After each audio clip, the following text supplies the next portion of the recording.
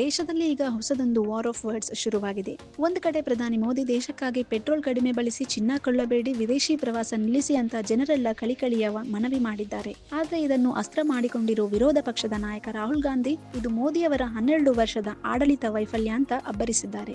ಜನರಿಗೆ ಏನು ಮಾಡಬೇಕು ಏನು ಮಾಡಬಾರದು ಅಂತ ಹೇಳೋಕೆ ಸರ್ಕಾರಕ್ಕೆ ಯಾವ ಹಕ್ಕಿದೆ ಅನ್ನೋದು ರಾಹುಲ್ ಪ್ರಶ್ನೆ. ಅಸಲಿಗೆ ಮಧ್ಯಪ್ರಾಚ್ಯದ ಬಿಕ್ಕಟ್ಟು ಭಾರತದ ಮೇಲೆ ಇಷ್ಟೊಂದು ಪ್ರಭಾವ ಬರ್ತಿದೆಯಾ ಅಥವಾ ಚುನಾವಣೆ ಹತ್ತಿರ ಇರೋದ್ರಿಂದ ಇದು ಕೇವಲ ರಾಜಕೀಯ ಗಿಮ್ಮಿಕ್ ಶೋನ? ಈ ಹಿಂದೆ ಇಂತಹ ಕಷ್ಟ ಕಾಲದಲ್ಲಿ ವಿಪಕ್ಷಗಳು ಏನು ಮಾಡಿದ್ದವು ಅನ್ನೋದನ್ನ ಕಂಪ್ಲೀಟ್ ಆಗಿ ತೋರಿಸುತ್ತೀವಿ ನೋಡಿ. ಪ್ರಧಾನಿ ಮೋದಿ ತೆಲಂಗಾಣದ ವೇದಿಕೆಯಲ್ಲಿ ನಿಂತು ಮಾಡಿದ ಭಾಷಣ ಈಗ ದೇಶಾದ್ಯಂತ ಸಂಚಲನ ಮೂಡಿಸಿದೆ. ಜಗತ್ತು ಯುದ್ಧದ ಕಾಮೋಡದಲ್ಲಿ ಇದೆ, ಹಾರ್ಮುಜ್ ಜಲಸಂಧಿ ಮುಚ್ಚಿರೋದ್ರಿಂದ ನಮ್ಮ ವಿದೇಶಿ ವಿನಿಮಯದ ಮೇಲೆ ಪ್ರೆಷರ್ ಜಾಸ್ತಿ ಆಗ್ತಿದೆ ಅನ್ನೋದು ಮೋದಿಯವರ ವಾದ. ಅದಕ್ಕೆ ಅವರು ವರ್ಕ್ ಫ್ರಮ್ ಹೋಮ್ ಮಾಡಿ ಮೆಟ್ರೋ ಬಳಸಿ ಅಂತ ಜನರಿಗೆ ಒಂದು ಗೈಡ್ ಲೈನ್ಸ್ ಕೊಟ್ಟಿದ್ದಾರೆ. ಆದ್ರೆ ರಾಹುಲ್ ಗಾಂಧಿ ಈ ಬಾರಿ ಫುಲ್ ಅಟ್ಯಾಕಿಂಗ್ ಮೋಡ್ ನಲ್ಲಿ ಇದ್ದಾರೆ. ಮೋದಿಯವರು ಈ ಧರ್ಮೋಪದೇಶಗಳನ್ನು ಅವರು ಅಡ್ಮಿನಿಸ್ಟ್ರೇಟಿವ್ ಫೇಲ್ಯೂರ್ ಅಂತ ಕರೆದಿದ್ದಾರೆ. 12 ವರ್ಷಗಳ ಕಾಲ ಅಧಿಕಾರ ನಡೆಸಿದ ಮೇಲೆ ಜನರಿಗೆ ತ್ಯಾಗ ಮಾಡಿ ಅಂತ ಕೇಳೋದು ಸರ್ಕಾರದ ಅಸಹಾಯಕತೆಯನ್ನು ತೋರಿಸುತ್ತೆ ಅನ್ನೋದು ರಾಹುಲ್ ಗಾಂಧಿ ಅವರ ಖಡಕ್ ಆರೋಪ. ಪ್ರಶ್ನೆ ಇರೋದು ರಾಹುಲ್ ಗಾಂಧಿ ಮಾಡುತ್ತಿರೋ ಟೀಕೆ ಸರಿ ಅಂತ. ಸಾಮಾನ್ಯವಾಗಿ ಯುದ್ಧದಂತಹ ಪರಿಸ್ಥಿತಿ ಬಂದಾಗ ದೇಶದ ಆರ್ಥಿಕತೆಯನ್ನು ಕಾಪಾಡುವುದು ಜನರ ಕರ್ತವ್ಯ ಕೂಡ ಆಗಿರುತ್ತೆ. ಆದ್ರೆ ರಾಹುಲ್ ಗಾಂಧಿ ಪ್ರಕಾರ ಸರ್ಕಾರ ಮುನ್ನೆಚ್ಚರಿಕೆ ಕ್ರಮಗಳನ್ನು ತೆಗೆದುಕೊಳ್ಳಲಿಲ್ಲ, ಫೇಲ್ ಆಗಿದೆ ಅನ್ನೋದು. ಇಂಧನ ಭದ್ರತೆಗಾಗಿ ಲಾಂಗ್ ಟರ್ಮ್ ಪ್ಲಾನ್ಸ್ ಇಟ್ಟುಕೊಳ್ಳದೆ ಮೋದಿ ಅವರು ಈಗ ಜನರ ಮೇಲೆ ಹೊಣೆ ಹೊರಿಸುತ್ತಿದ್ದಾರೆ ಅನ್ನೋದು ಅವರ ಪಾಯಿಂಟ್. ಇತಿಹಾಸವನ್ನು ಒಮ್ಮೆ ತಿರುಗಿ ನೋಡಿದ್ರೆ ಭಾರತಕ್ಕೆ ಸಂಕಷ್ಟ ಬಂದಾಗ ವಿಪಕ್ಷಗಳು ಸರ್ಕಾರದ ಜೊತೆ ನಿಂತು ಉದಾಹರಣೆಗಳಿವೆ. 1955ರಲ್ಲಿ ಲಾಲ್ ಬಹದ್ದೂರ್ ಶಾಸ್ತ್ರಿಯವರು ವಾರಕ್ಕೊಂದು ಹೊತ್ತು ಊಟ ಬಿಡಿ ಅಂತ ಕರೆ ನೀಡಿದಾಗ ಅಂದಿನ ವಿರೋಧ ಪಕ್ಷಗಳು ಅದನ್ನು ಸ್ವಾಗತಿಸಿದವು. ಆದ್ರೆ ಇವತ್ತಿನ ಪರಿಸ್ಥಿತಿ ಬೇರೆ ಇದೆ.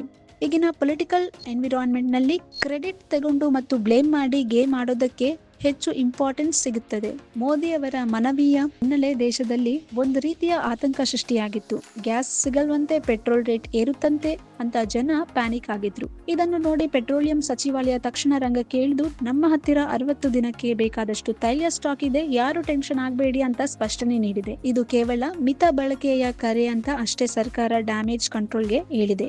ಇಲ್ಲಿ ಗಮನಿಸಬೇಕಾದ ಮುಖ್ಯ ವಿಷಯ ಅಂದ್ರೆ ವಿದೇಶಿ ಫಾರಿನ್ ಎಕ್ಸ್ಚೇಂಜ್. ನಾವು ಚಿನ್ನ ಅಥವಾ ಪೆಟ್ರೋಲ್ ಹೆಚ್ಚು ಖರೀದಿಸಿದಷ್ಟು ನಮ್ಮ ಡಾಲರ್ ಹೊರ ದೇಶಕ್ಕೆ ಹೋಗುತ್ತೆ. ಇದು ರೂಪಾಯಿ ಮೌಲ್ಯವನ್ನು ಕುಸಿಯುವಂತೆ ಮಾಡುತ್ತೆ. ಇದನ್ನ ತಡೆಯೋಕೆ ಮೋದಿ ಸಾಮೂಹಿಕ ಆಂದೋಲನಕ್ಕೆ ಕರೆ ಕೊಟ್ಟಿದ್ದಾರೆ. ಅಂದ್ರೆ ಇದನ್ನ ಕಮ್ಯುನಿಕೇಟ್ ಮಾಡೋ ರೀತಿನೇ ರಾಹುಲ್ ಗಾಂಧಿಗೆ ಅಸ್ತ್ರವಾಗಿ ಸಿಕ್ಕಿದೆ. ರಾಹುಲ್ ಗಾಂಧಿ ಪ್ರಕಾರ ಪ್ರಧಾನಿ ಈಗ ರಾಜಿ ಮಾಡಿಕೊಂಡು ನಾಯಕ. ಸಮಸ್ಯೆಗಳನ್ನು ಸಾಲ್ವ್ ಮಾಡೋ ಶಕ್ತಿ ಅವರಿಗೆ ಇಲ್ಲದ ಕಾರಣ ಜನರನ್ನು ತ್ಯಾಗಕ್ಕೆ ಕೇಳ್ತಿದ್ದಾರೆ ಅನ್ನೋದು ಅವರ ಖಡಕ್ ಮಾತು. ಇದು ವಿಪಕ್ಷವಾಗಿ ಅವರ ಧರ್ಮ ಇರಬಹುದು, ಆದ್ರೆ ಯುದ್ಧದಂತಹ ಇಂಟರ್ನ್ಯಾಷನಲ್ ಬಿಕ್ಕಟ್ಟು ಬಂದಾಗ ರಾಜಕೀಯವನ್ನು ಮೀರಿ ನಿಲ್ಲೋದು ಅನಿವಾರ್ಯ ಅನ್ನೋ ಚರ್ಚೆ ಕೂಡ ಈಗ ಶುರುವಾಗಿದೆ. ಒಟ್ನಲ್ಲಿ ಮೋದಿ ಅವರು ಸಂಯಮದ ಕರೆ ಮತ್ತು ರಾಹುಲ್ ಗಾಂಧಿ ಅವರ ವೈಫಲ್ಯದ ಟೀಕೆಗಳ ನಡುವೆ ಜನ ಮಾತ್ರ ಫುಲ್ ಕನ್ಫ್ಯೂಸ್ ಆಗಿದ್ದಾರೆ. ಸರ್ಕಾರಿ ನೌಕರರಿಗೆ ಡಿಎ ಗಿಫ್ಟ್ ಸಿಕ್ಕಿದ ಖುಷಿಯಲ್ಲಿ ಇದ್ರೆ ಇಲ್ಲಿ ಸಿಲಿಂಡರ್ ಮತ್ತು ಪೆಟ್ರೋಲ್ ಕತೆ ಏನಾಗುತ್ತೋ ಅನ್ನೋ ಭಯ ಕಾಡುತ್ತಿದೆ. ಆದ್ರೆ ಒಂದು ವಿಷಯ ಸತ್ಯ, ಈ ಮಾಸ್ ಡೈಲಾಗ್ಗಳು ನಡುವೆ ದೇಶದ ಎಕಾನಮಿ ಮಾತ್ರ ಸದ್ಯಕ್ಕೆ ಅಗ್ನಿ ಪರೀಕ್ಷೆಗೆ ಒಡ್ಡಿಕೊಂಡಿರೋದಂತೂ ನಿಜ.